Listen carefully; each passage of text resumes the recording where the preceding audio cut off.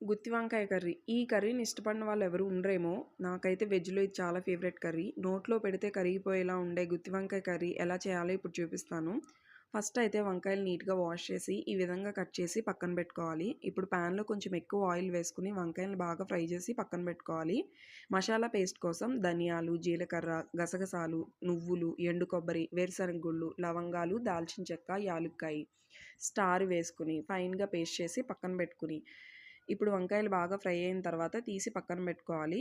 ఇప్పుడు మసాలా చేసిన దానిలో అదే జార్‌లో ఆనియన్స్, టొమాటోస్ గ్రేవీకి సరిపడా వేసుకొని ఫైన్‌గా ఇలా పేస్ట్ చేసి పెట్టుకొని ప్యాన్‌లో కొంచెం ఆయిల్ వేసుకొని కరివేపాకు, అల్లం వెల్లుల్లి పేస్ట్ వేసుకొని అది రా స్మెల్ పోయిన తర్వాత మనం రెడీ చేసి పెట్టుకున్న మసాలా పేస్ట్ కూడా వేసుకొని వాటర్ వేయకుండా ఇలా ఆయిల్ సెపరేట్ అయ్యేదాకా ఫ్రై చేసుకోవాలి. ఇప్పుడు ఇందులో జస్ట్ కారం పొడి వేసి మనం ఫ్రై చేసి పెట్టుకున్న వంకాయలు కొంచెం వాటర్ వేసి ఆయిల్ సెపరేట్ అయ్యేదాకా కుక్ చేసుకుంటే సరిపోతుంది. చాలా టేస్టీగా ఉంటది. ట్రై